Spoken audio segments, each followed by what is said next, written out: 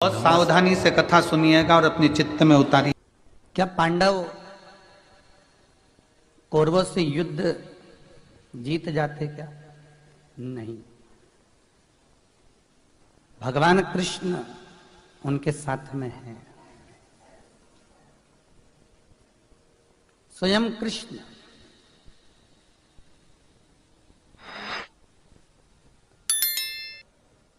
और कृष्ण कौन? कृष्ण है कौन? तो मां जगतजननी, मां दुर्गा, भवानी, जगदम्बा सुंदर श्रृंगार कर कर जा रही थी और भगवान शिव ने मां जगतजननी को देखा और मां जगतजननी को देखकर बड़ा सुख पाया, बड़ा आनंद।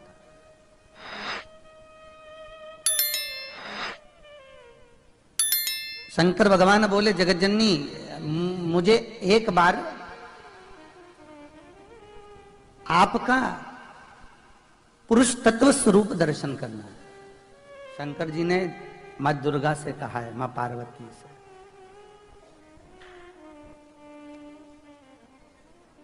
ठीक है भोलेनाथ, परंतु मैं अगर पुरुष तत्व में प्रकट होती हूं तो आपको नारी तत्व में प्रकट होना पड़ेगा। तो मुझे प्रकट होने में कोई दिक्कत नहीं, क्योंकि मैं तुम्हारे बिना नहीं रह सकती और तुम मेरे बिना नहीं रह सकती। ठीक है, कहां प्रकट होगी? भगवान शिव पार्वती से पूछते हैं तो पार्वती कहती है कि मृत्यु लोक में द्वापर में जब कौरव और पांडवों का युद्ध होगा तो इस युद्ध को कराने के लिए कोई चंडी ही करा सकती है, कोई देवी ही करा सकती है। और इतने लोगों को मृत्यु के घाट उतरता हुआ कोई देवता नहीं देख सकता, केवल एक देख सकती है तो चंडी देवी ही देख सकती है।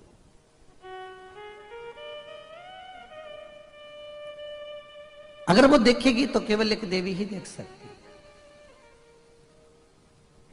महाराज,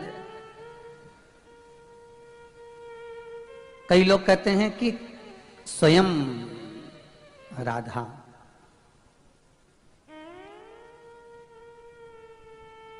जब सूर्य ग्रहण पड़ा, सारे ब्रजवासी सब राधा से कह रहे हैं चलो कुरुक्षेत्र चलो। राधा जी कहती है क्यों, किस लिए? राधा, ग्रहण के समय पर एक बार कुरुक्षेत्र का स्नान दर्शन करना चाहिए, बहुत पुण्य है ब्रह्म सरोवर के स्नान का। राधा बोलती हैं मैं जाकर करूंगी क्या? सारी सखियों ने मिलकर कहा राधा वहां कृष्ण भी आएगा, अगर कुरुक्षेत्र का स्नान है तो कृष्ण भी आएगा। राधा कहती हैं फिर तो नहीं चलना चाहिए, फिर चल के करेंगे क्या? रहने दो, नहीं नहीं नहीं चलिए। और राधा को सखियों ने मना लिया और राधा कृष्ण को मिलने के लिए नहीं, कुरुक्षेत्र का स्नान करने के लिए राधा कुरुक्षेत्र पहुंची। सबने स्नान करा, राधा भी स्नान करी। अपने एक टेंट में, तंबू में राधा रह रही। स्नान कर कर राधा जा रही थी, कृष्ण का आगमन हुआ है। सखियां पीछे पीछे चल रही थी तो देख लिया कि सामने से कृष्ण आ रहे हैं। सखियां रुक गई। सखियां रुकी, राधा जी आगे बढ़ी और मिली। कृष्ण और राधा का मिलन हुआ, दोनों ने बात भी करी। आखिरी में दोनों जाने लगे तो कृष्ण ने राधा से पूछा तुम्हें यहां पर मिलना कैसा लगा? राधा कहती है सब कुछ अच्छा लगा, पर मेरे मन को संतोष नहीं हुआ। क्यों? क्योंकि कृष्ण भी वही है, राधा भी वही है, सखियां भी वही है, ब्रजवासी भी वही हैं, पर यहां पर ब्रज की रज नहीं है। यहां ब्रज की रज नहीं है। सब कुछ है, सब कोई है, पर ब्रज की रज नहीं।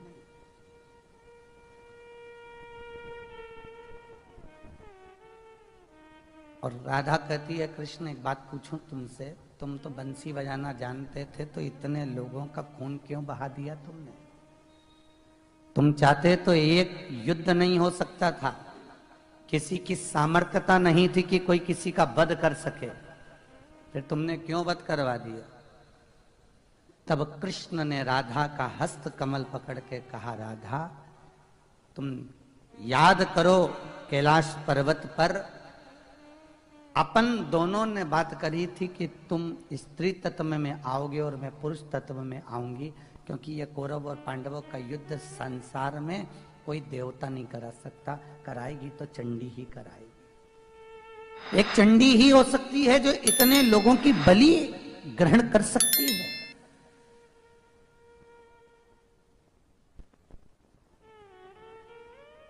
और जब जब कोई मरता था उस युद्ध के मैदान में, कुरुक्षेत्र की भूमि पर, तब सबसे ज्यादा अगर मुस्कुराते थे तो कृष्ण ही मुस्कुराते।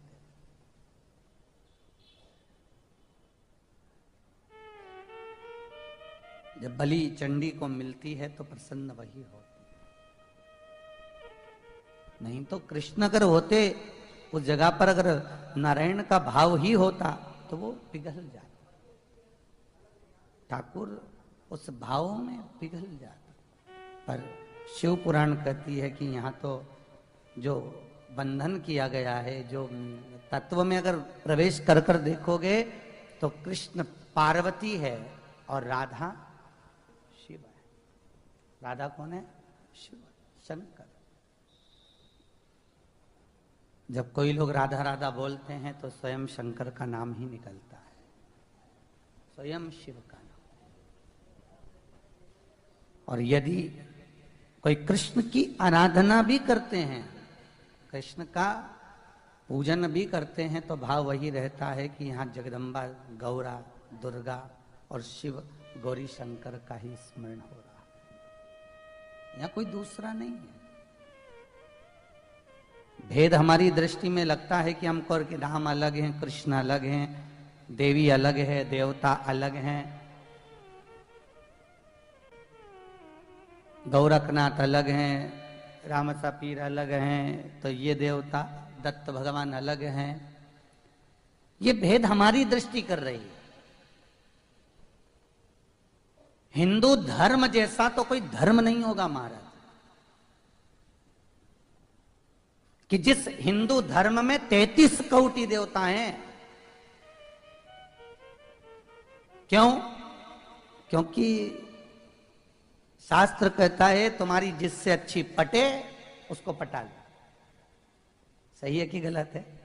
यहाँ तो बफेट लगा हुआ है और बफे में गुलाब जामुन भी रखी है, रसगुल्ला भी रखा है, पूड़ी भी है, सब्जी भी है, राजमा भी है, चावल भी है, कड़ी भी है, सादी रोटी भी है, मिस्सी रोटी भी है और बाजरा की रोटी भी है। तुम्हारा मन पड़े वो तुम खा। और कई लोगों की आदत रहती है स्वाद सब चखते हैं। बोलो सही है कि गलत है? जितनी भी शादी में कोई जाएगा तो स्वाद सारा चखेगा, पहले ये भी खाएगा, वो भी खाएगा, सारा स्वाद चक्कर देखेगा, फिर जो चीज अच्छी लगेगी, बोलो जम के, जो चीज अच्छी लगी फिर वो 2-3 प्लेट ज्यादा निकला, उसमें रुचि आ गई, उसमें उसको रुचि प्राप्त हो गई, उसमें उसको रुचि मिल गई, फिर वो वही पा रहा है, फिर वो वही ले रहा है जिसमें उसको रुचि मिल चुकी। अर्थात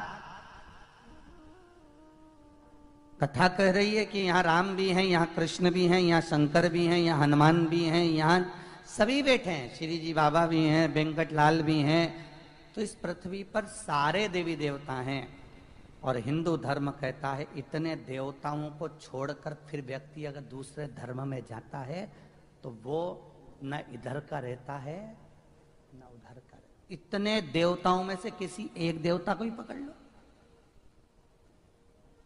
एक देव। और जितने भी धर्म पंथ निकले होंगे वो सभी सिंधु धर्म से निकले।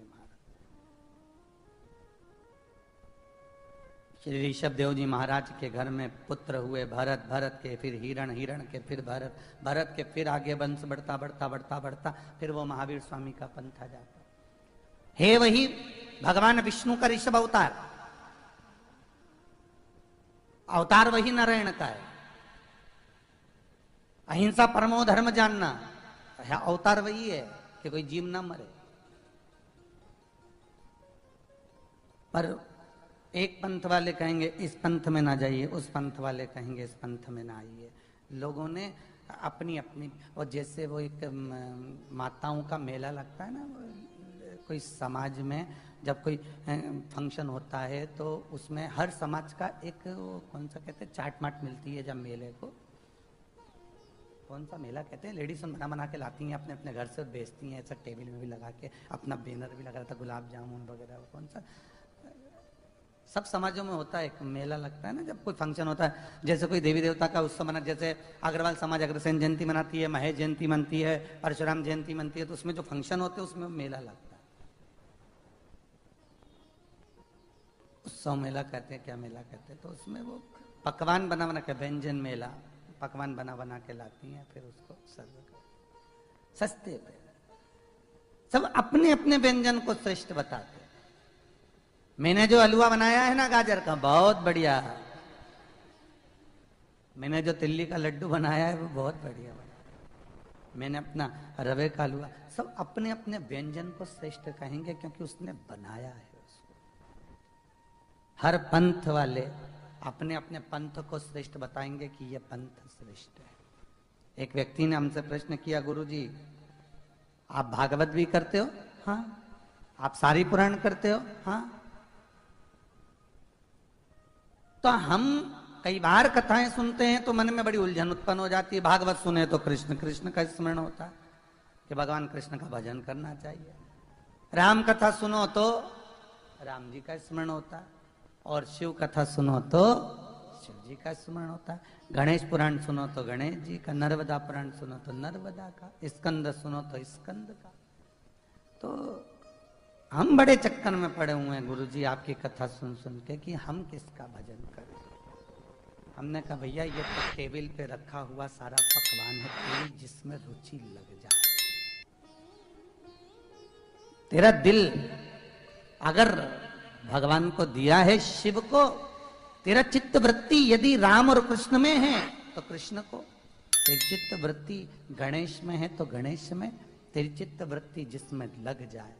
होता है घर में माँ बाप होते हैं तो बच्चों के मन में वही भेद हो जाता है कि माँ से किसी बेटे की अच्छी पटती है तो किसी की बाप से अच्छी पटती है, वही भेद हो जाता है। तो आप जिसकी आराधना कर रहे हो उससे आपकी अच्छी पटना चाहिए। आपका क्रम, आपकी चित्त, आपकी वृत्ति उसमें रमना चाहिए।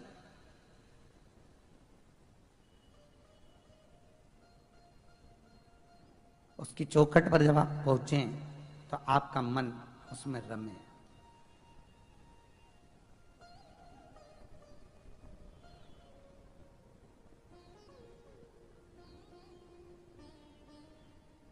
एक सवेरे एक माता जी शंकर भगवान को जल चढ़ा रही थी, तो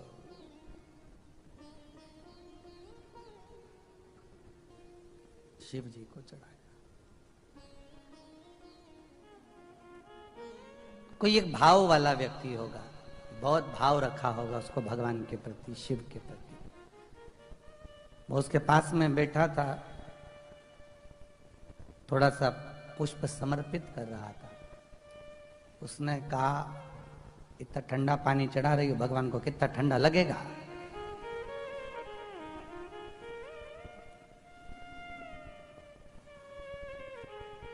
उसके मन में भाव था तो उसने कह दिया कि कितना ठंडा लगेगा। माता ने कितना सुंदर जवाब दिया वो सुनिएगा। शायद दुनिया की कोई नारी इतना सुंदर जवाब नहीं दे पाएगी।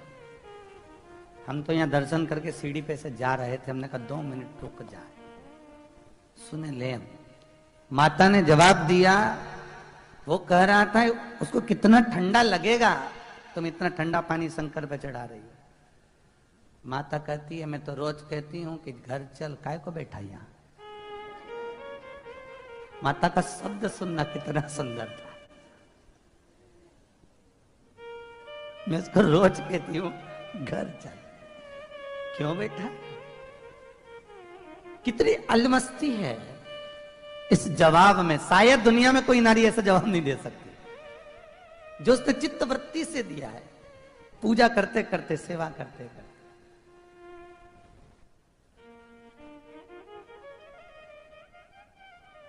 शायद मुझे लगता है जब जब ठंड आती होगी तो वो रोज कहती होगी, भोलेनाथ चलो घर चलना, ठंड बहुत पड़ रही है, रजाई मजाई उड़ा देंगे तुमको, चलिए। कहीं उसके मन में भाव होगा। और एक वो भी होते हैं जो रोज सवेरे भगवान के सामने थाली रखते हैं। आप सब भी रखते होगे भगवान के सामने भोजन की थाली, प्रतिदिन रखते हो। घर में भोजन बनता है तो आप सबसे पहले भगवान के सामने रखते हो। पर एक वो भी होते हैं जो भोजन की थाली तैयार कर कर भगवान के सामने रखते हैं, पर भगवान से ये कभी नहीं कहते इसमें से कौन सी चीज अच्छी लगी है, डबल से लेके आती हूं। रखते हैं। कई मंदिरों में पंडित लोग भोजन तैयार कर कर भगवान के सामने रखते हैं, रखते हैं। एक हमारे उज्जैन में राम जी का मंदिर है। अभी हमने 84 महादेव करे थे तो उस मंदिर में गए थे, तो वहां के संत से हमने पूछा कि दर्शन, तो कहे गुरुजी अभी थोड़ा रुकना पड़ेगा। हमने कहा ठीक है। वो संत मंदिर के दरवाजे पर बाहर गए, बाहर जाकर उन्होंने 3 बार ताली बजाई, बिल्कुल बाहर ताली बजा के फिर अंदर आए, झांका, झांक कर दरवाजे की कुंडी बजाई, कुंडी बजाकर थोड़ी देर बैठ गए देहली पर। सीताराम जैसी आवाज लगाई फिर थोड़ी आगे बढ़े, हम देख रहे थे। फिर मंदिर का थोड़ा सा पर्दा खोला, उसमें से झांके, झांक कर फिर ताली बजाई, पर्दा हटाया, फिर अंदर प्रवेश करे। हमने पूछा ये क्या कर रहे हैं? कहे सीताराम जी दोनों बैठे रहते हैं, पति पत्नी क्या बात करते हैं, अपन पहुंच जाओ एकदम, किसी के कमरे में एकदम चले जाओ तो कितना अचंभव लगता है। किस ड्रेस में कैसे बैठे हैं, किस मुद्रा में बैठे हैं, हम कैसे एकदम कह सकते हैं। भाव देखिए, उस भाव को पहचाने।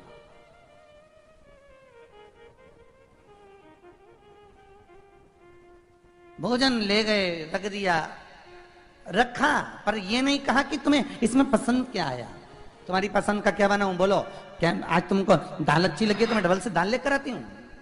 कभी तुमने भगवान अपने बच्चे के लिए तो तुम कह देती हो, पति के लिए भी कह देती हूँ मैं अभी लेके आती हूँ तुम्हारे लिए एक रोटी, मैं तुम्हारे लिए गरम गरम रोटी लेकर आती हूँ, तुम्हारे लिए भोजन लेकर आती हूँ, अभी लेकर आती हूँ मैं।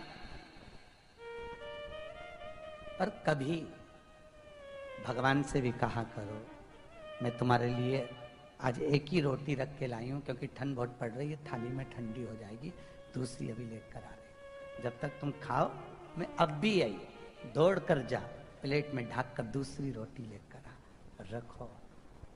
भाव। एक छोटा सा बालक था, उसका कोई नहीं था, वो एक आश्रम में पहुंच गया। आश्रम में गुरुजी ने उसको पूछा तुम कौन?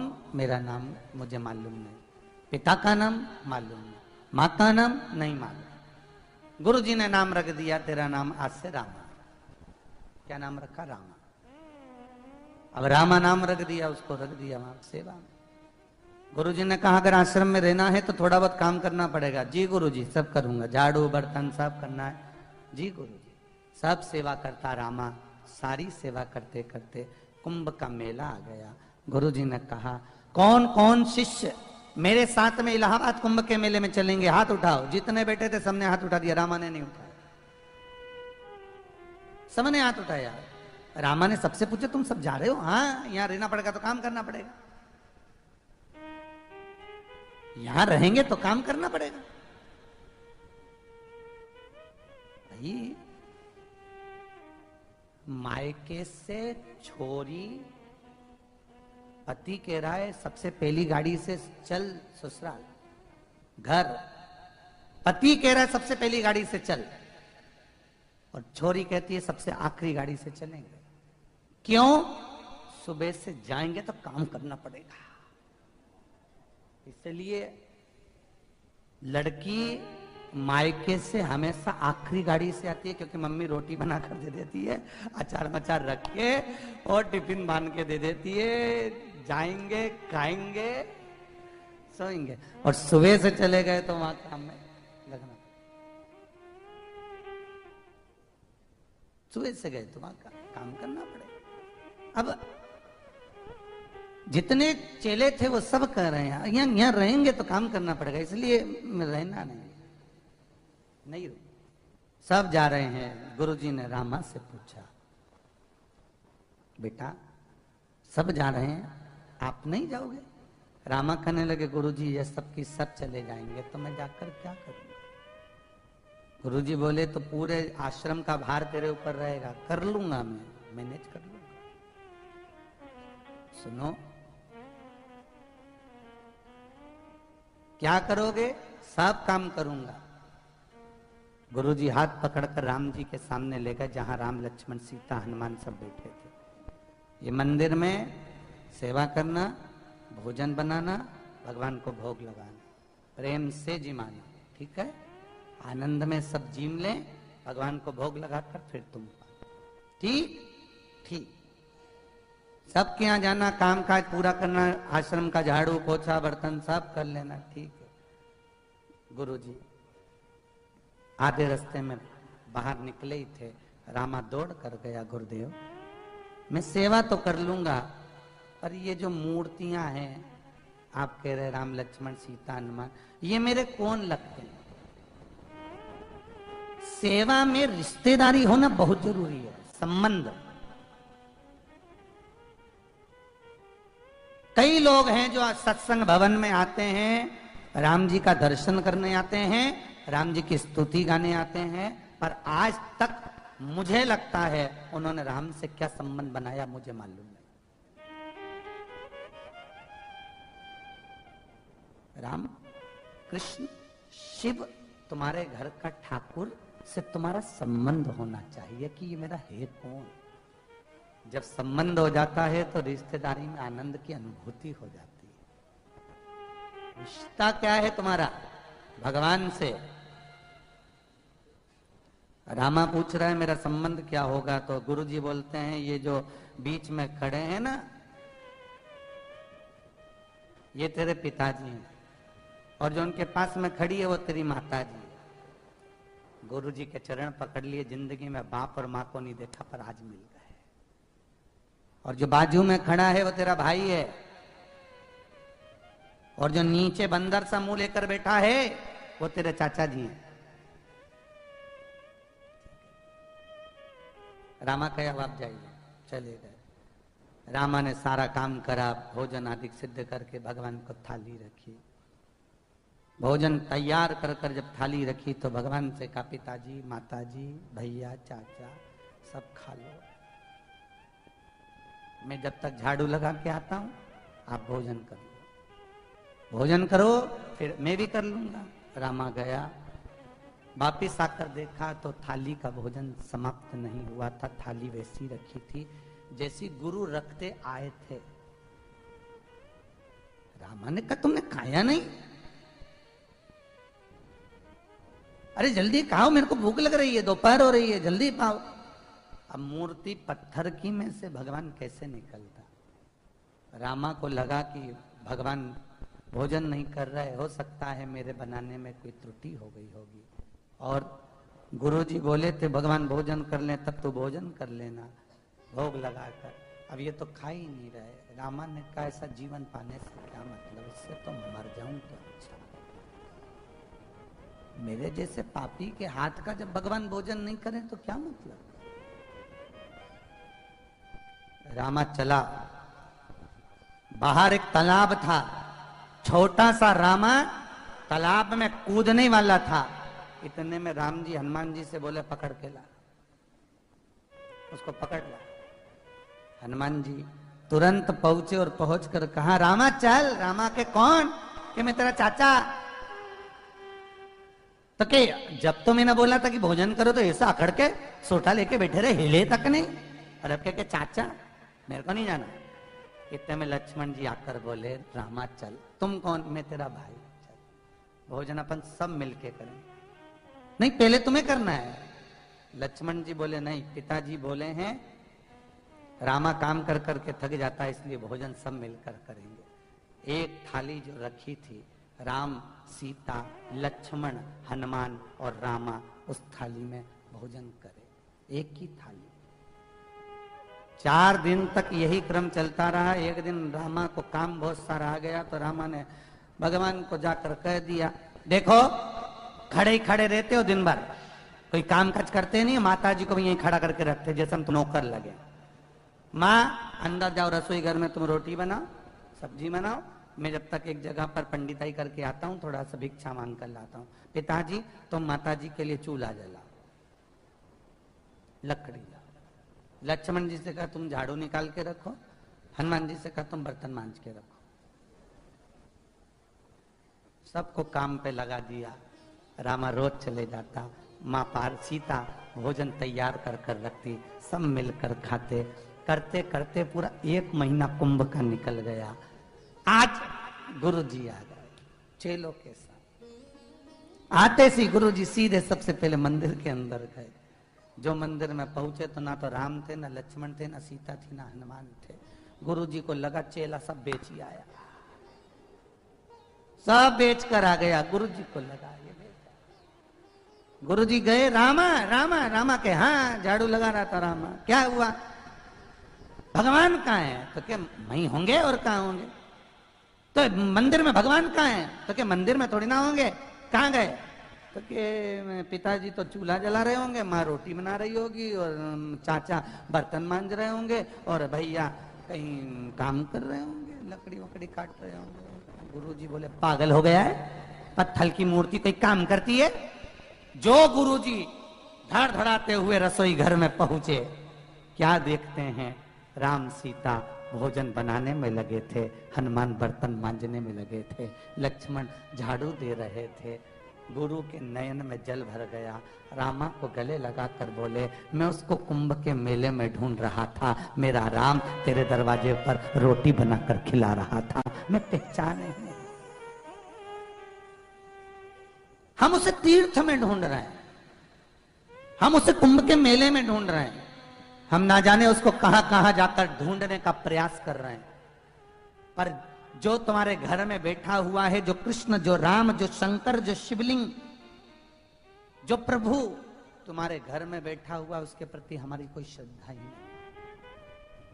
दुनिया के लोगों के यहाँ शादी होती है तो सबसे पहली पत्रिका गणेश जी को दी जाती है। बोलो देते कि नहीं देते? बोलो जम के बोलो, देते हैं। बाकायदा गुड़ की बट्टी ले जाकर, मिठाई का डब्बा ले जाकर, माला ले जाकर गणेश जी नोतते हैं। और बहुत कम घर होते होंगे जिसमें सबसे पहले अपने घर के ठाकुर जी को नोता गया हो। पत्रिका पहले गणेश जी को देंगे, उनको नोतेंगे, लड्डू पेड़ा सब ले जाकर, और अपने घर के भगवान को एक पत्रिका, नाम लिखा तो ठीक, नहीं लिखा तो ठीक, और वो भी ऐसे ही धर दी, ऐसे ही प्रेम वश। किसी को ऐसा शब्द क्यों बोला जाए कि जिससे उसको घात लगे? वाणी ऐसी बोलिए जो मन का आपा खोए, पर आज के जमाने में वाणी ऐसी बोलिए जो जम के झगड़ा होए, पर उससे मत बोलिए जो तुमसे तगड़ा होए। बोलो खूब, पर ऐसे प्रेम वश बोलो। और प्रेम की जब वाणी निकलेगी तो जीवन को सुलभ आनंदित कर सकते। प्रेम की वाणी। महाराज पांडवों को यदि अगर युद्ध के मैदान में भी अगर विजय प्राप्त हुई है तो शंकर की कृपा से हुई है। एक बार भगवान शिव ने पांडवों की परीक्षा ले ली, क्योंकि एक बार भगवान कृष्ण शंकर से बोले थे, कृष्ण शिव से बोले ये पांडव युद्ध लड़ने लिए जा रहा है, युद्ध करने के लिए आप साथ नहीं देंगे? शंकर भगवान बोले, रे कृष्ण भगवान से कन्हैया, इन कौरव और पांडवों के युद्ध में मैं सम्मिलित होने को तैयार हूं, मना नहीं है, पर मैं सामने प्रकट नहीं होऊंगा, भीतर से। किसका साथ दोगे? भगवान कहते हैं पहले परीक्षा करूंगा, जो परीक्षा में पास हो गया उसकी ओर हो जाओ। करी परीक्षा। भगवान शंकर ने किरात का रूप लिया। किरात मतलब एक भिलिया, वनवासी, जो पशुओं को मारते हैं खाते, ऐसा किरात कर शिव। और शंकर भगवान ने किरात का रूप रखकर एक सुंगर बरहा निकल कर जा रहा था, शंकर भगवान ने उसको देखकर बाण छोड़ दिया। अर्जुन वहीं से निकल कर जा रहा था, अर्जुन ने उस बरहा को देखा, सुंगर को देखा, अर्जुन ने भी बाण छोड़ दिया। शिव की लीला थी, दोनों के बाण लगे। भगवान शंकर ने अपने गणों से कहा, जाओ उस बरहा को, सुंगर को लेकर आओ, उसके जो बाण लगा हुआ है मेरा बाण लेकर आइए। गण गए, इतने में अर्जुन भी वहां पहुंच गए। अर्जुन ने कहा ये मेरा, एक ही बाण लगा था, उसको दो बाण नहीं लगे थे, एक। अर्जुन कह रहा है मेरा है, और शंकर कह रहा है। गणों से विवाद हो गया, झगड़ा हो गया, लड़ाई। जब शिव के गणों से झगड़ा होना चालू हुआ तो अर्जुन ने गणों को भगा दिया और गण पहुंच गए शिव जी के पास की एक व्यक्ति उस बाण को लाने नहीं दे रहा, वो कहता है मेरा है। शंकर गए उसके, शिव जी ने कहा ये मेरा है, अर्जुन कहता है ये मेरा है। अर्जुन शंकर से लड़ने को तैयार हो गया और भगवान भूत भावन ने उसी समय पर तुरंत अपना धनुष उठाया। शिव जी ने जैसे ही त्रिशूल को उठाकर अर्जुन को मारने ही वाले थे, भगवान कृष्ण प्रकट हो गए। भोलेनाथ भगवान कृष्ण कहते हैं अर्जुन साष्टांग दंडवत कर। साष्टांग दंड। अर्जुन ने जैसी दंडवत करी, हाथ जोड़कर कहा इस बाण को मुझे देख लेने दो। जब बाण को देखा, अर्जुन ने कहा मुझसे गलती हो गई, ये तो शंकर का है। शिव जी कहते हैं ले लो, नहीं मैं नहीं ले सकता, ये आपका है। भगवान कहते हैं अर्जुन एक बाण की सत्यता को जानने के लिए तू यहां तक पहुंचा है और अपने भाव को प्रखर करने के लिए, और तू सत्य कह रहा है कि ये बाण तेरा ही है। अभी भी मैंने इस बाण पर अपना नाम लिख दिया है चित्तवृत्ति, पर बाण तेरा है। अर्जुन तू सत्य पर डिगा है, इसलिए ये शिव तुझे वर देते हैं कि कौरव और पांडवों के युद्ध में विजय पांडवों की ही होगी, चाहे कितना भी बड़ा युद्ध क्यों ना हो, विजय तुम्हारी है। अग्रणता का भाव, विजय का पथ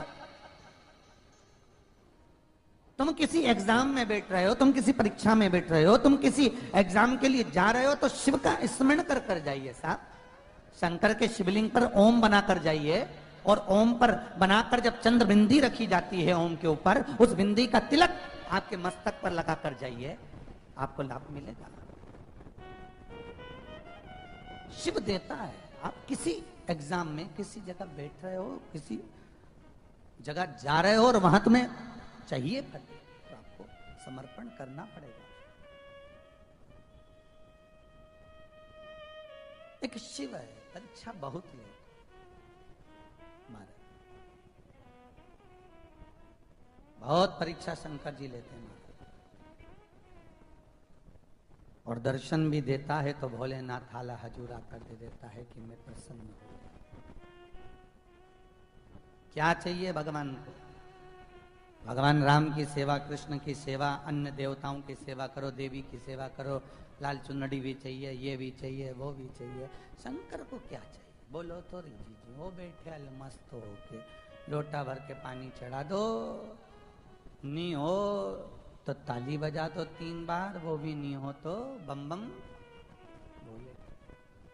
बहुत मस्ती में रहता है मेरा विश्वनाथ, बहुत मस्ती। कितना ज्ञान दे मेरा शंकर, कितना। इसलिए तो दुनिया की माताएं सबसे ज्यादा शंकर जी का पूजन करती हैं। क्यों? कुमारी अवस्था में भी शिव जी का इसलिए पूजन करती है, ऐसा पति मिल जाए भगवान, जिसके सिर पे गंगा भरी हो, मतलब माथा ठंडा हो,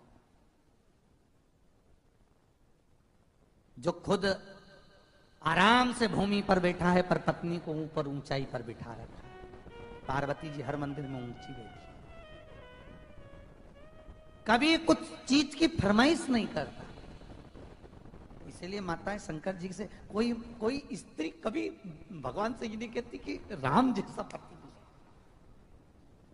व्रत भी करेगी तो शंकर जी के, छठ का व्रत, चतुर्थी का व्रत, तीज का व्रत, उपछठ का व्रत, जितने करेगी सारे माता पार्वती के, कि तुम्हें जैसा मिला है वैसा हमें मिलना चाहिए।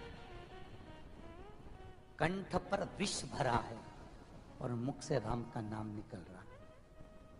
थोड़ा सा व्यक्ति को कष्ट होता है तो वो क्या क्या नहीं कह देता है, क्या क्या नहीं कह दे।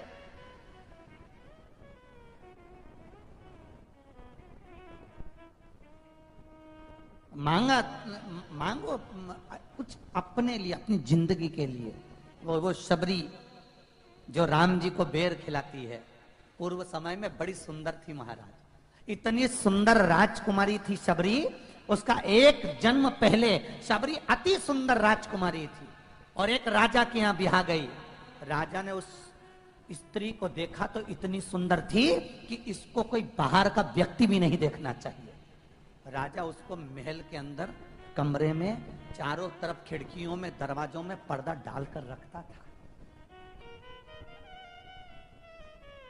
सेविका नौकरानी भी उसके कमरे में नहीं जा सकती, राजकुमारी के कमरे में। बाहर दरवाजे पर सामान रखते, राजकुमारी ले लो, अंदर उसका मुख नहीं देखा आज तक। इतनी सुंदर थी वो शबरी पूर्व में। पिता ने शादी कर दी राजकुमार के साथ में। अब ये बाप के यहां से आई और यहाँ पर ऐसी बंधन में पड़ गई कि कोई से मिले ना जुले, ना किसी को देखे, ना भाले, ना बात कर सके, ना चित्त कर सके। बड़ी दुखी थी। एक बार पिता के घर में जब रही थी, माता पिता की या बेटी जब रहती है तो सत्संग में डूबे। बहुत ध्यान देना साहब, उन बेटियों को सत्संग कराइए। आज सवेरे एक माता जी आई थी, उनकी बेटी दिल्ली से आई हुई है, तो वो कह रही थी, गुरुजी हमारा जहाँ विवाह हुआ है वहाँ तो इतना सत्संग नहीं है, पर हम जब जब यहाँ जोधपुर आते हैं हमारी मम्मी के घर में, तो कथा एक बार पहले भी आपकी मिल गई, दूसरी बार शिव पुराण मिल गई, मन बड़ा लग जाता है। मैं अपने बच्चों को भी कथा में लेकर आती हूँ जिससे उनको भी सत्संग का असर हो जाए। क्यों प्रफुल्ल भैया? सवेरे की बात, सवेरे कोई मिलने आया। सत्संग 2 बहुत जरूरी है महाराज। अब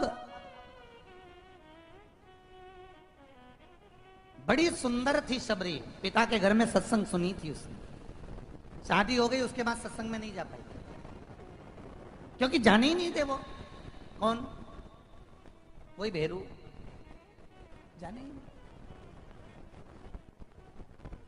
घर में रहो, कहां जा रही हो, किस लिए जा रही हो, क्या करोगी, टीवी पे तो सुन लेती हो, वहां जाकर क्या करना।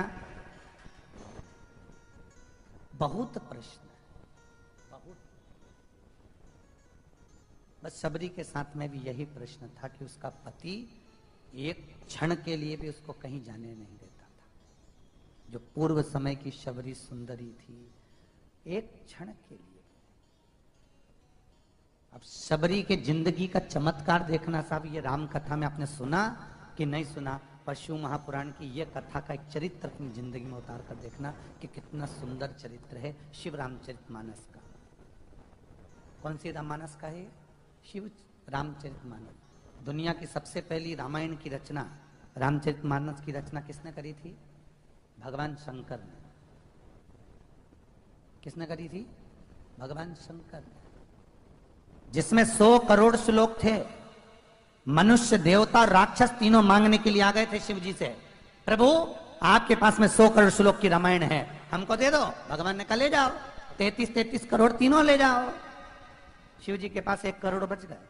थोड़ी देर बाद मनुष्य, देवता, राक्षस फिर आ गए, प्रभु आपके पास में 1 करोड़ श्लोक है, वो भी दे दो। भगवान ने कहा ले जाओ, 33 लाख और ले जाओ। शिव जी के पास 1 लाख बच गए। थोड़ी देर बाद मनुष्य, देवता, राक्षस फिर आ गए। भोलेनाथ, क्योंकि मनुष्य का मन और मसान कभी नहीं भरा था। अब क्या चाहिए?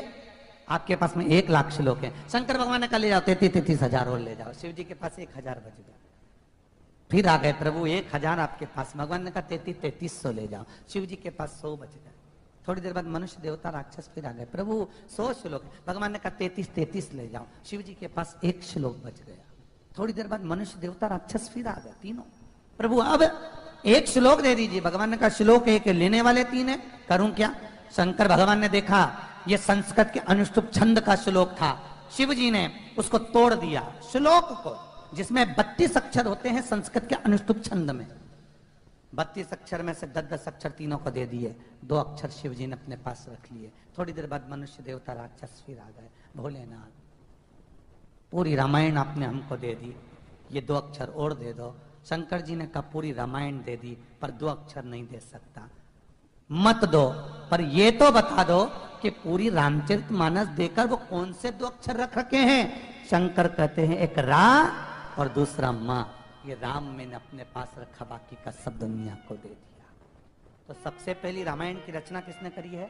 शंकर। भागवत की रचना किसने करी सबसे पहले?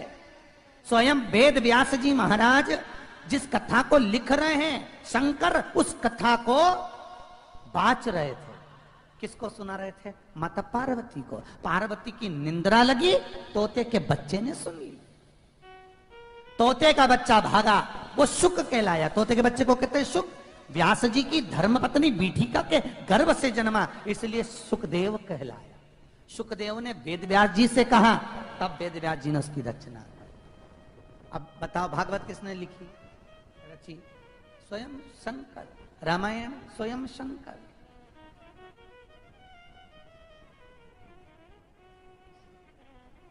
स्वयं शिव। पूरी मूर्ति बन जाती है, पर फाइनल टच शंकर ही करता है। पूरा कपड़ा बनने के बाद, पूरा फोटो बनने के बाद, जो पेंटिंग जानते हैं, कढ़ाई जानते हैं, तो वो पूरी बना लेते हैं, पर फाइनल एक बार जब देखते हैं या मूर्ति कहीं भेजते हैं तो टच आखिरी में वही करता है। अगर आप गरुड़ पुराण को उठाकर देखेंगे या स्कंद पुराण को या भागवत पुराण को देखेंगे उठाकर, तो उसमें वर्णन है कि नारी के गर्भ में जब बच्चा आता है तो कौन कौन से देवता उसको संभालते हैं। कौन कौन से देवता उसको गर्भ के अंदर जाकर संभालते हैं। और सारे देवताओं का वर्णन आया, वायु देव, अग्नि देव, जल देव। जब तो उसके अंदर सब प्रविष्ट करते जाते, तो सारे देवताओं के संभालने के बाद जब सब हट जाते हैं, बच्चे का जब जन्म होने वाला रहता है, उसके कुछ दिनों पहले शंकर उसको फाइनल टच कर देते हैं कि ये श्रेष्ठ है। इसलिए आज भी नियम है, डॉक्टर कह रहे हैं कि इसको ऑपरेशन से बच्चा होगा, गुड़ की 7 डली हाथ में ले, तुमरुका जी का नाम ले, शंकर का स्मरण करो, शिवलिंग पे से 21 बार घुमाओ और एक एक डली उसको खिला दो, जिसको डॉक्टर ने कहा है कि ऑपरेशन से बच्चा होगा। एक एक डली 7 दिन तक खिलाओ, नॉर्मल डिलीवरी हो जाएगी, ऑपरेशन की जरूरत ही नहीं पड़ेगी, नॉर्मल जाता। शिव आखिरी का टच करने वाले, वो आखिरी में जब बच्चे का जन्म होता है तब भाग्य कैसा है, कहां मिलेगा, इसको क्या मिलेगा, भाग्य का प्रदान करने वाला, भाग्य का दाता, आखिरी में वो त्रिलोकी का नाथ, त्रिकालदर्शी, कैलाशी, अविनाशी शंकर उसको फाइनल टच कर देता है कि अब इसको क्या क्या पृथ्वी पर जाकर मिलना है,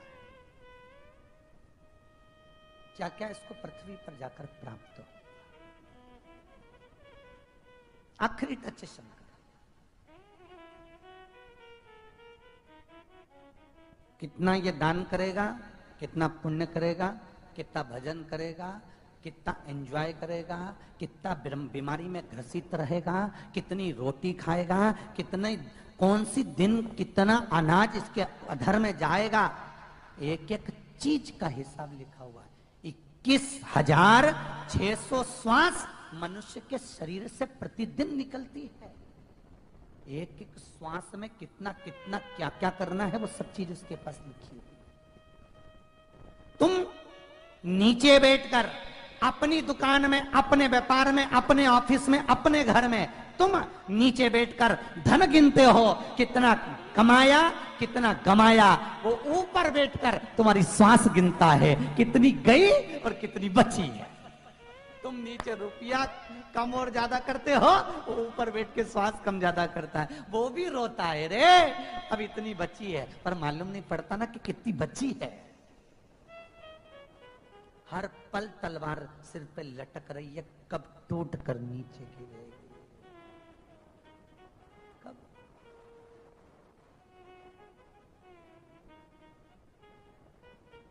कितना सुंदर का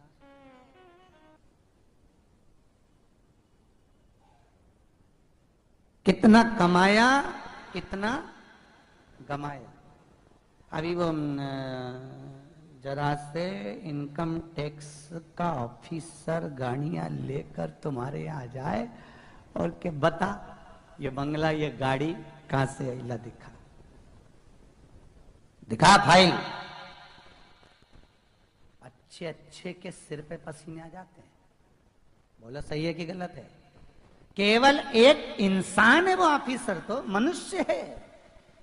एक मनुष्य को तुम्हारी फाइल दिखाने में पसीने आ रहे हैं तो ऊपर क्या क्या आएगा। जी जी विचार तो करो, जोधपुर वालियों अच्छे से सोचो, हिसाब देने में पूछेगा बचपन कहाँ गवाया, जवानी कहाँ गई, अधेड़ी कहाँ गवाई, बुढ़ापा कहाँ निकाला, दिन भर बस खूब बाजरा की रोटी खाई, सरसों की साग खाई, ठंड के दिनों में बाजरा का खिचड़ा खूब निपटाई, चकाचक पलंग पे खूब सोई, कर मुंह से कभी राम नाम नहीं पूछेगा। एक एक हिसाब लेगा, एक एक हिसाब। एक जितना मुंडा से ये दांतों से तुम खाते हो ना, कर्म का भोग भोगने के लिए ये लोग ये मांसाहार करते हैं, गंदा गंदा भोजन ग्रहण करते हैं, अन्न को छोड़कर जो मांसाहार करते हैं, इनको जैसे जन्म होता है दांत देते ना भगवान, और बुढ़ापे में जब दांत टूटते ना, ऐसे 1000 लाख बार नरक भुगतने के लिए इनके मुंह में दांत दिए जाते हैं।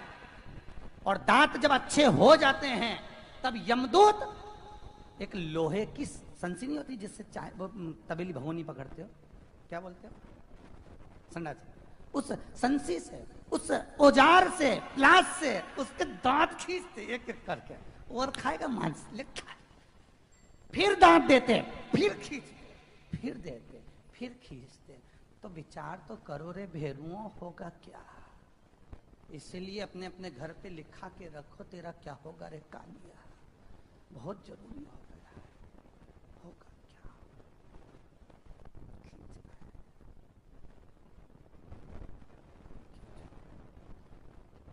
खूब मोबाइल चलाओ, एक दिन भी माला मत फेरो जब उंगलियों को इतना इतना करके चक्कू से काटेंगे और उसका रक्त टपकाएंगे, उसमें मिर्ची भरेंगे, फिर नमक भरेंगे, और चला हैंडसेट, माला मत जाओ। जब उंगली काहे के लिए दी थी? सेवा करने के लिए, दर्शन करने, भजन करने के लिए। ऐसा केवल हैप्पी न्यू ईयर लिखने के लिए नहीं, भजन करने। मिर्ची भरेंगे, उसमें फिटकरी भरेंगे, नमक भरेंगे, अचार डालेंगे,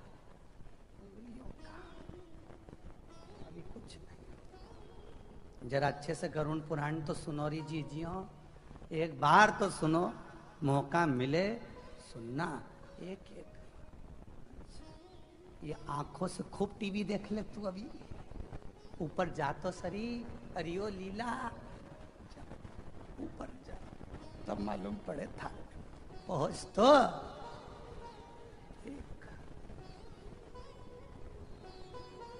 वहां पे भी टीवी मिलेगी तेरे को देखने के लिए, पर जब जब देखेगी आंख खोल के थोड़ी सी देर देखेगी, वहीं पे यमराज के दूत खड़े होंगे, मिर्ची नमक लेके। जैसे ही तेरा मन सीरियल में जाएगा, कुमकुम भाग्य, जैसे ही कहा और वो मिर्ची का लगा, देखो फिर टीवी चलाई जाएगी, फिर देख ले, फिर कोई सन्नाटा, साथ भी कभी और देखिए। जब जब आंखें मिलाएगी तब तब मिर्ची डाली जाएगी। क्यों? क्योंकि जिस विश्वनाथ से, जिस राम और कृष्ण से नयन मिलाना थे, उससे छोड़कर दुनिया से मिला बैठी थी। अभी जीवन बाकी है, ये 24 घंटे तेरी मेरी करती है ना।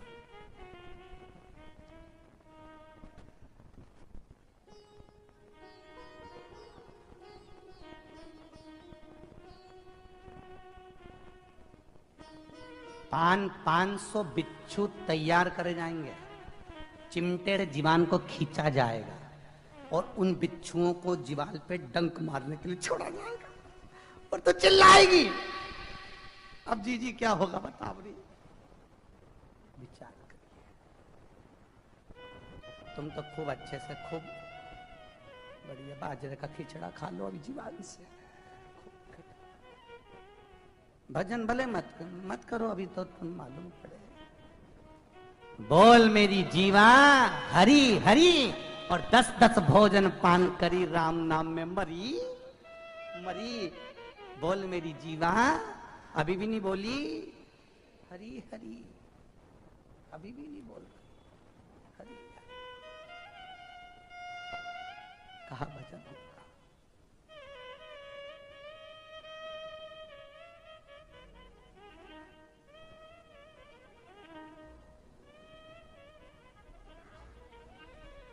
सज धज के जिस दिन मौत की शहजादी आएगी, न सोना काम आएगा, न सब भरा रहेगा, कोई मतलब का नहीं, हिसाब पूरा लिया जाएगा। एक एक श्वास का 3.5 करोड़ रोम छिद्र ये मनुष्य के शरीर में है। कितने? 3.5 करोड़। एक एक रोम छिद्र भगवान की भक्ति के लिए दिया था, भजन के लिए, हिसाब लेगा।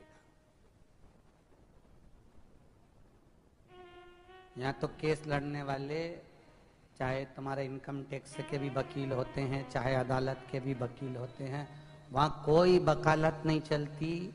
वहां तो एक ही चीज चलती है कि कथा कितनी सुनी। तुमने शिव पुराण सुनिए तो तुरंत एक फाइल तैयार होके अदालत में आ जाएगी, यम की अदालत में। इसने इतनी तारीख से इतनी तारीख तक कथा सुनी थी, 15 मिनट कथा में कुर्सी पे सो गई थी, लिखा है।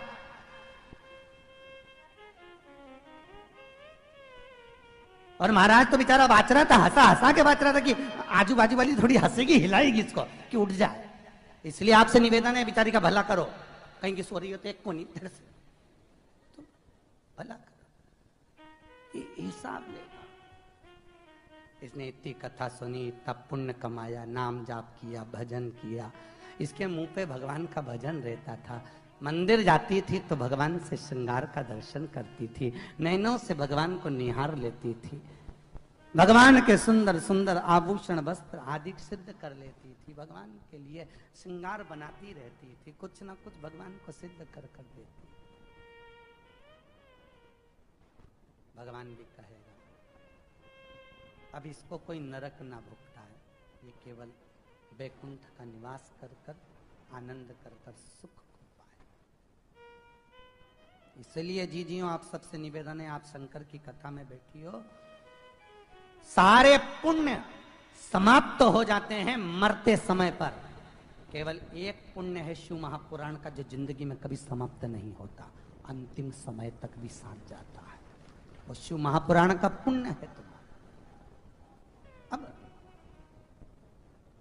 बड़ी परेशान वो रानी ने आज अपने बाल्य अवस्था में जो सत्संग किया था, वो सत्संग उसको लेकर आ गया, और सत्संग का असर क्या हुआ आप देखिए। वो सबरी के जीवन का पूर्व समय की कथा है, ये शिव महापुराण में पूर्व समय की कथा सबरी का। आपने अभी तक सबरी चरित्र तो खूब सुना होगा, पर उसका पुराना समय नहीं सुना। पूर्व आज अपने पति से भोजन करते समय बोल बैठी, नाथ मैं आपको भोजन परोसती हूं, आपके साथ बैठे आनंद में भोजन का भाव करती हूं, निवेदन मेरा इतना सा है, कभी जिंदगी में मैं आपसे कोई विनती नहीं करूंगी, एक बार मुझे गंगा जी का स्नान करा दीजिए। कौन बोली है ये? वो सुंदरी शबरी, एक बार मुझे गंगा जी का स्नान करा दीजिए। पति बोला क्यों? पत्नी बोली मैंने बाल्यावस्था में गुरु के मुख से सुना था, गंगा का स्नान कर ले तो सब फल की प्राप्ति हो जाती है। मैं आपसे रोज नहीं कहूंगी कि मुझे आप काशी लेकर जाओ या कहीं लेकर जाओ, मुझे गंगा का स्नान करा दो। पति ने पहले मना कर दिया, पत्नी ने दूसरे दिन फिर कहा मुझे गंगा का स्नान, मरते जीते एक मन की अभिलाषा है। पति आज राज सिंहासन पर बैठा था, उसके मन में कोई भाव जागृत हो गया, उसके मन में भाव जागृत हो गया कि मुझे अपनी अर्धांगिनी को, इस रानी को एक बार गंगा नहलाना है। राजा ने आज्ञा करी अपने दूतों को कि मेरे नगर से गंगा के घाट तक टेंट लगा दिया जाए। रानी पालकी में बैठकर जाएगी, उसमें भी पर्दे लगे होंगे, दोनों तरफ पर्दे, ऊपर भी पर्दा, गंगा के घाट तक टेंट लगाया गया। रानी राजा के साथ चली स्नान करने, आंख में जल भरा था कि मैं स्नान करने के लिए जा रही हूं, तो भी किसी संत साधु सन्यासी तपस्वी साधक उपासक का मैं दर्शन ही नहीं। गंगा का घाट खाली हुआ, रानी गंगा में जल में बैठी और गंगा की बालू रेत को उठाकर रानी ने हाथ में शिवलिंग बनाया। पिता से जैसा सुना था सत्संग में, हाथ से जल चढ़ाया, जल चढ़ाकर कहती है विश्वनाथ, हे भोले शंभु, दुनिया में जिंदगी में मैंने कभी कुछ नहीं मांगा, पर आज अभिषेक करते समय कह रही है कि आपसे केवल इतना मांग रही हूं, अगली बार जन्म देना तो सुंदर बनाकर मत भेजना, ऐसी बनाकर भेजना कि जंगलों में विचरण करती रहूं, घूमती रहूं, सुंदर बना। और हे विश्वनाथ,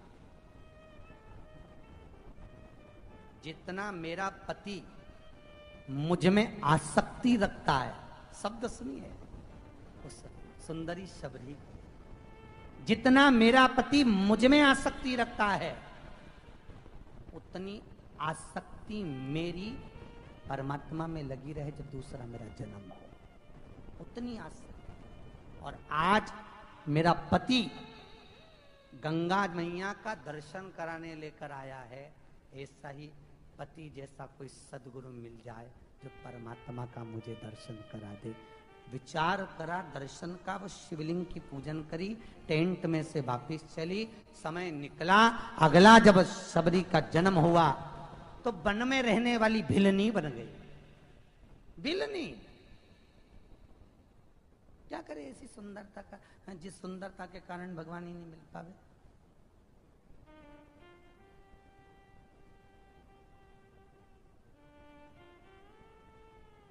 दर्पण में भी मुंह देखी सोचो, कभी भगवान को भी सोचो कि तेरी सूरत में देखूं नगीना में, शाम आओगे कौन से महीना में।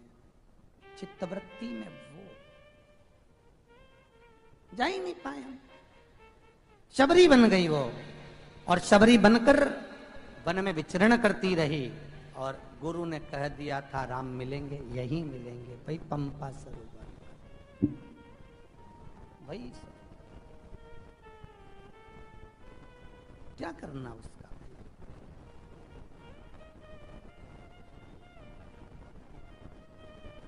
कितना भगवान ने दया कर दिया है इस शरीर को, देखिए। अरे नेत्र दिए रे तूने दाता बन कर, कभी नहीं दरस कियो, दयालु मैंने अवगुण बहुत कियो। हाथ दिए रे तूने दाता बन कर, कभी नहीं दान कियो, दयालु मैंने अवगुण, बोलते जाओ, बहुत कियो। पांव दिए रे तूने दाता बन कर, कभी नहीं तीरथ कियो, दयालु मैंने अवगुण, बोलते जाओ, अवगुण। कान दिए रे तूने दाता बन कर, कभी नहीं कथा सुनो, दयालु मैंने। और मुखत्व दिया रे तूने दाता बन कर, कभी नहीं भजन कियो, दयालु मैंने अवगुण बहुत। फिर मनुष्य देह में आकर क्या करा कि कोरा कोरा कागज काली काली शाही, 10 को 20 कियो, दयालु मैंने अवगुण बहुत कियो। इस मृत्यु लोक में आकर एक ही काम करा, कैसे भी कमाई हो, बस उसे और जोड़ो जोड़ो जोड़ो, और आखिरी में यहीं पे छोड़ो, जाओ।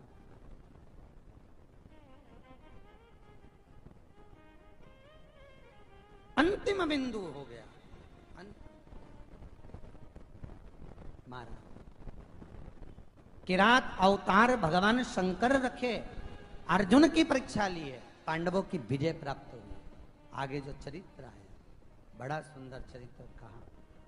एक शंखचूर्ण नाम का राक्षस, जिसकी धर्म पत्नी का नाम तुलसी था, उसके साथ रह रहा था। शंखचूर्ण उपद्रवी था और तुलसी भगवत भजन वाली। तुलसी भगवत भजन करने वाली, स्मरण चित्त वृत्ति को धारण करने वाली, और वह तुलसी भगवत नाम का स्मरण करती। शंखचूर्ण उपद्रव करता। समय आया, एक दिन देवताओं ने सब एकत्रित होकर भगवान शंकर से कहा, इस शंखचूर्ण राक्षस का संहार करना है। भगवान बोले, शंखचूर्ण को मारने को तो मैं मार दूंगा, पर बात इतनी सी है कि इसकी जो पत्नी है तुलसी, वो भगवत भजन करने वाली है। नारी के सातित्व से पति का जीवन प्रखर होता है, सातित्व से।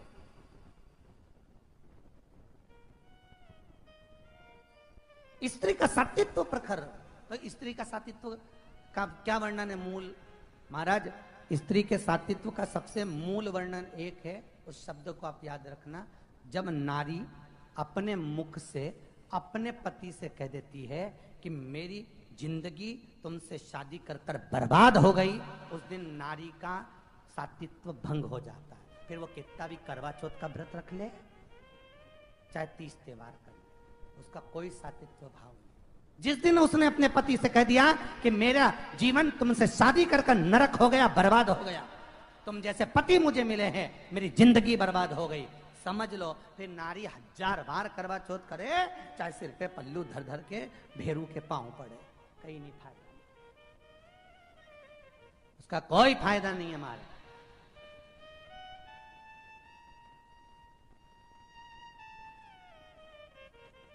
कोई फायदा। अनसुईया मैया के दरवाजे पर ब्रह्मा विष्णु महेश तीनों भिक्षा मांगने के लिए खड़े थे। क्यों? अनसुईया का साथित्व इतना प्रबल था। पृथ्वी पर गंगा कौन लेकर आया? जम के बोलिए। भागीरथ जी। सबसे पहले गंगा पृथ्वी पर आई तो कहां गई? भगवान शंकर की जटा, क्योंकि गंगा का वेग इतना प्रबल था कि नीचे आती तो पाताल में चली जाती।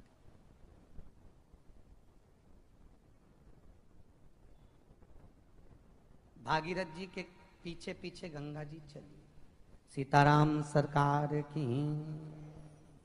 भागीरथ जी का पीछे पीछे गंगा जा रही है, पीछे गंगा चल रही। शास्त्र कहता है गंगा गंगोत्री से जब चली भागीरथ बाबा के पीछे पीछे कपिल मुनि के आश्रम गंगा सागर तक पहुंची। ठीक है, 60,000 काकाओं का उद्धार कर दिया गंगा मैया ने, और उद्धार कर कर गंगा वापिस चली गई। कौन? गंगा वापिस चली गई। भूमि, नदी, गंगा नदी वापिस सूखी, क्लीन। जल की एक बूंद नहीं है, एक बूंद गंगा के पानी में नहीं थी। नदी सूख गई। बस 60,000 काकाओं का उद्धार करा भागीरथ बाबा की उस गंगा ने, और उद्धार कर कर गंगा वापिस चली गई। ओझल हो गई, छुप गई, नहीं मिली।